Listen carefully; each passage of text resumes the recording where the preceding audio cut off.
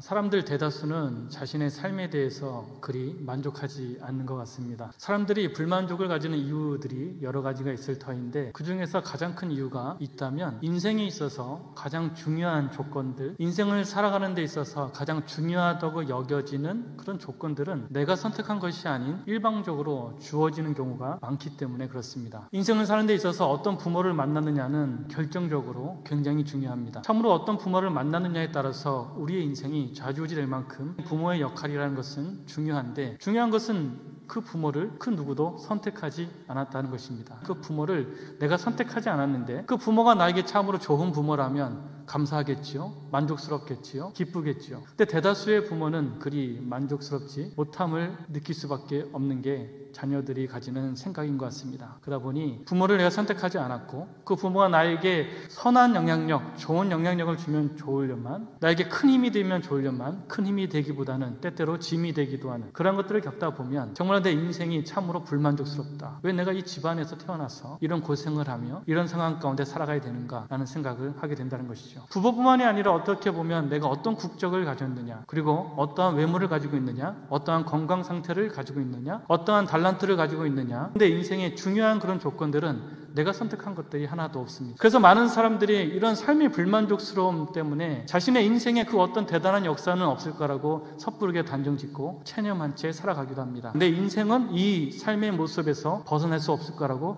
체념하고 그냥 지금의 내 모습 그대로 계속해서 살아갈 거라고, 그 어떤 변화에 대한 고대도 없고 희망도 없고 소망도 없는 채 그냥 그렇게 살아가기도 합니다. 때로는 더 나아가서 부정적이고 그런 불편한 마음을 가진 채, 불만을 앞세운 채 낙담하며 낙심하며 그런 부정적인 사람으로 살아가기도 합니다. 분명 우리가 가진 그 주어진 내 노력과 상관없이 그냥 주어진 그러한 것들이 너무나 악조건이고, 그러다 보면 내가 이렇게 살아가는 것은 너무나 당연하라고 여기고 살아가는 것이 맞다고 생각이 들기도 합니다. 그러나 우리 그리스도인들은 그러한 삶의 태도를 취해서는 안 됩니다. 우리는 그러한 부정적이고 패배의식 가운데 체념한 채, 단념한 채 살아가는 존재들이 아닙니다. 왜냐하면 우리에게는 은혜가 있기 때문에 그렇습니다. 우리는 은혜를 가지고 살아가는 자입니다. 우리의 삶 가운데는 은혜가 함께하고 있습니다. 우리의 삶에는 은혜가 주어져 있기 때문에 은혜로 살아가며 은혜로 나아갈 때 우리 삶에는 그 은혜로 말미암아 놀라운 역사가 일어나게 되었습니다. 정말 은혜가 우리 삶 가운데 놀라운 새로운 역사를 가져다 준다는 것이죠. 내 삶에 그 어떤 변화도 없을 것 같고 그 어떤 대단한 역사도 없을 것 같은데, 내 삶에 그 어떤 조건을 바라봐도 그 조건으로는 그런 좋은 결과가 일어날 수 없을 것 같은데, 근데 그 상황 가운데 은혜가 주어지게 되면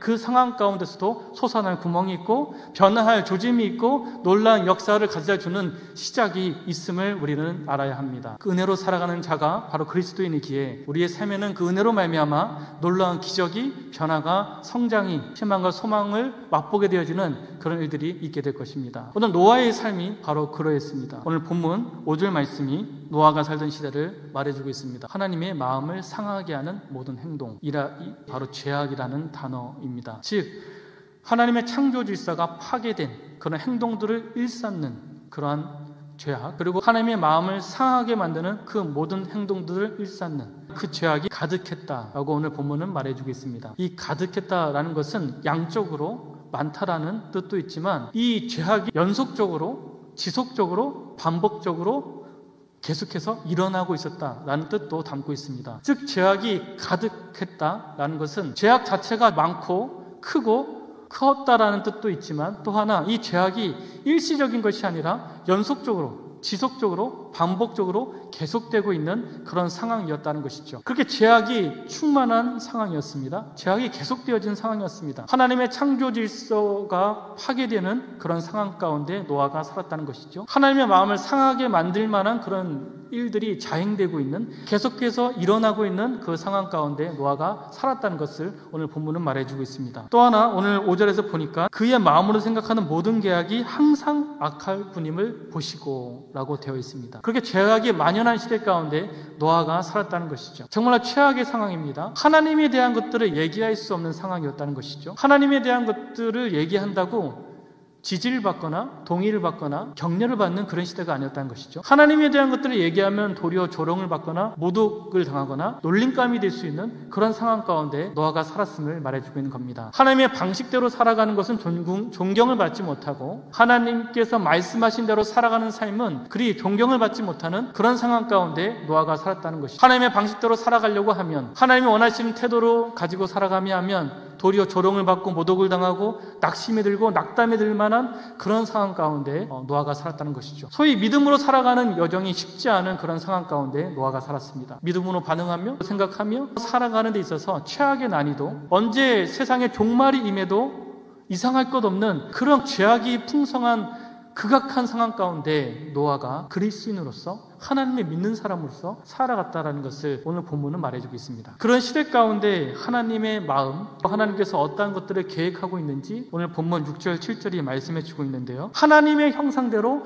하나님의 모양대로 지음받은 사람, 누구보다도 하나님의 창조 질서를 인정하고 하나님의 목적에 이끌려 살아가야 되는 너희들이, 그렇게 지음받은 너희들, 내가 정말 사랑을 듬뿍 담아서 애틋한 마음으로 애정을 실어서 특별히 창조한 사람, 나의 형상대로 나의 모양대로 나의 목적을 담아서 창조한 그 사람, 그 창조된 그 일하는 그 모든 것을 함축하고 있는 것이 바로 지으셨다라는 겁니다. 그렇게 하나님이 지으셨는데 하나님께서 한탄하사라고 말하고 있습니다. 이 한탄하사라는 뜻은 후회하다라는 뜻이거든요. 하나님은 후회하시는 분이 아니시잖아요. 하나님은 신실하신 분이시잖아요. 그런데도 불구하고 오늘 본문에서 한탄하사, 후회하사 이 표현을 쓴 것은 하나님이 정말 후회하셨다라는 뜻이 아니라 하나님께서 인간을 그렇게 만드셨는데 하나님의 형상대로 모양대로 목적에 따라서 살아가기를 간절히 바라서 나의 애정을 듬뿍 담아서 내가 사랑으로 만든 그들, 바로 그들이 지금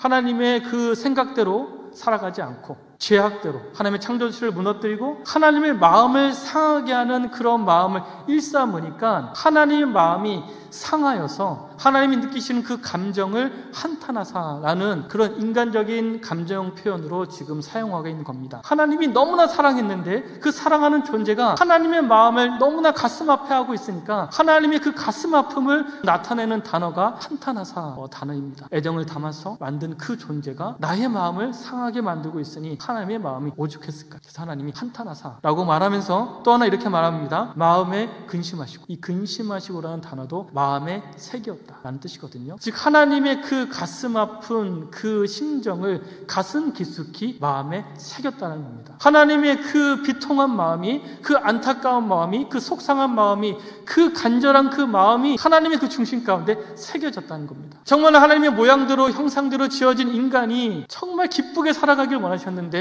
나에게 기쁨을 주기보다는, 나에게 영광을 돌리기보다는 나의 이름을 조롱하고 모독하는 그런 상황, 창조 질서를 도려 무너뜨리고 나에게 근심을 가져다주고 아픔을 가져다주는 그 상황 가운데 하나님의 마음이, 그 상한 마음이 그 중심에 깊숙이 박혀져 있는 그 상황을 지금 땅 위에 사람 지으셨음을 한탄하사 마음에 근심하시고 라는 이 한 절의 말씀으로 지금 묘사해 주고 있는 겁니다. 그리고 이렇게 말합니다. 이르시되 내가 창조한 사람을 내가 지면에서 쓸어버리되 사람으로부터가 기는 것과 공중의 새까지 그리하리니 라고 말해주고 있습니다. 사람이 지은 그 죄악의 영향력이 얼마나 대단한지를 말해주고 있는데 사람뿐만 아니라 가축과 기는 것과 공중의 새까지, 그 인간의 죄악이 인간에게만 영향을 주는 것이 아니라 하나님이 창조한 자연세계, 자연계까지 영향을 주고 있음을 오늘 본문은 말해주고 있습니다. 그래서 오늘 이 6절, 7절 말씀을 통해서 우리가 두 가지를 알게 되는데 하나는 하나님의 마음이요, 하나는 죄의 심각성입니다. 죄가 얼마나 심각한 것이고 얼마나 무서운 것인지, 죄의 영향력이 얼마나 큰 것인지, 하나님이 이렇게 가슴 아파하면서도 심판할 수밖에 없는 그러한 영향력을 가져다 주는 것이 죄라는 것을 분명히 말해줍니다. 또한 이 죄가 얼마나 심각한지 인간뿐만 아니라 자연세계 전체를 쓸어버릴 정도 그 죄가 심각하다는 것을 오늘 본문은 말해주고 있는 겁니다. 또 하나 하나님의 마음을 말해줍니다. 극악무도한 인간,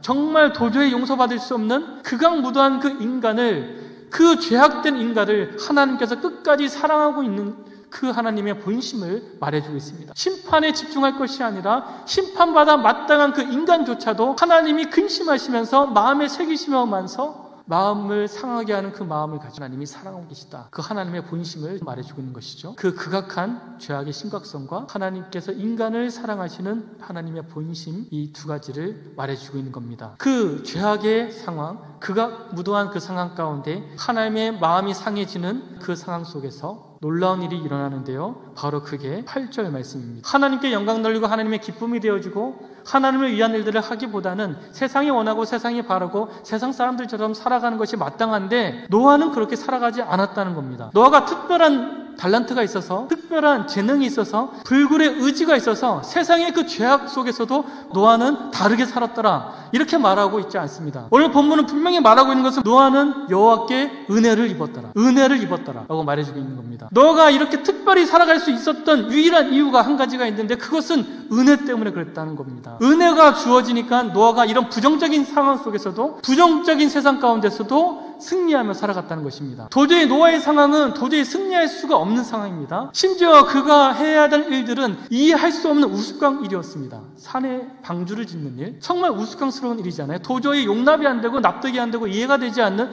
그런 우스꽝스러운 일을 계속 해내야 됐습니다. 많은 노동이 필요하고 많은 인력이 필요하고 많은 것들을 필요로 하는 그런 일을 했습니다. 아무리 힘들고 어려워도 많은 사람들이 인정해주고 존중해주고 그렇게 생각해주면 힘이 나잖아요. 근데 사람들은 조롱했습니다. 쓸데없는 일을 한다고, 도대체 이해할 수 없는 일을 한다고, 그러한 인식 가운데서 그가 그러한 일들을 감당했습니다. 보통적인 사람이라면 감당할 수가 없잖아요. 어떻게 그런 상황 가운데서 그 일을 계속해서 묵묵히 감당할 수 있을까요? 그것도 1, 2년도 아니고 수십 년을. 그렇게 오랜 세월 그 말도 안 되는 우스꽝 일들을 감당할 수 있었던 이유는 노아가 특별해서가 아니라고, 노아가 정말 탁월해서가 아니라고 오늘 성경은 이렇게 말하는 거예요. 노아는 여호와께 은혜를 입었다. 이 은혜가 노아가 방주를 짓게 만들었다는 거예요. 그런 부정적인 상황 가운데서도 긍정적인 생각을 가지고 긍정적인 계획을 가지고 긍정적인 행동을 했다라는 것입니다. 은혜 때문에 그는 세상과는 다른 삶을 살아갈 수 있었고, 은혜 때문에 수많은 비아냥과 모독과 비난 가운데서도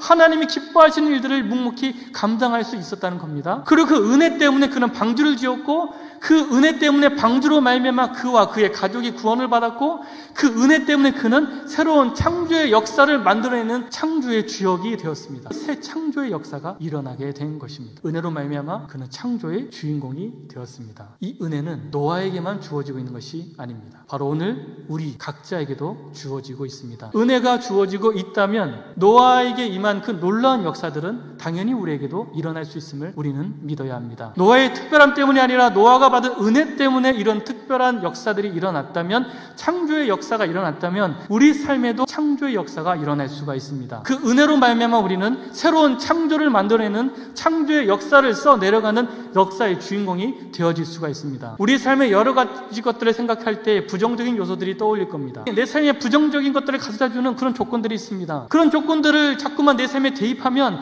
도저히 창조적인 결과를 만들어낼 수가 없습니다. 내 인생에 그런 조건이 있는 이상, 내 인생에 그런 조건의 꼬리표가 달린 이상 내 인생에는 그 어떤 역전도 없고 기적도 없고 변화도 없을 거라고 그렇게 생각이 들지 모르겠습니다. 근데 한번 그 조건, 그 상황 속에 은혜를 대입해 볼 수 있기를 소망합니다. 은혜가 대입되는 순간 그 동일한 조건은 재해석될 겁니다. 그 동일한 조건이 재해석될 때 우리의 삶에는 새 창조의 역사가 일어나게 되는 겁니다. 인생이 재해석되면 새 창조가 일어나는 거예요. 노아가 방주를 지으면서 얼마나 본인 스스로도 우스꽝스러웠을까요? 이렇게 우스꽝스러운 일을 내가 해야 되는가? 그가 일반적인 해석을 했다면, 일방적인 상식과 일방적인 경험과 일방적인 감정을 가지고 했다면 그는 결코 그 일을 할 수가 없습니다. 감정이 상하죠. 많은 사람들이 계속해서 비아냥거리는데 어찌 제대로 된 정신 상태를 가지고 감정을 수습한 채, 멘탈을 부여잡은 채 그 일을 할 수가 있었겠어요. 근데 은혜가 주어지니까 재해석되는 거예요. 이 일은 나를 살리고 가족을 살리고 인류를 살리는 창조의 일이다. 하나님이 기뻐하시는 일이다. 하나님이 원하시는 일이고 놀라운 일이다. 분명 똑같은 노동을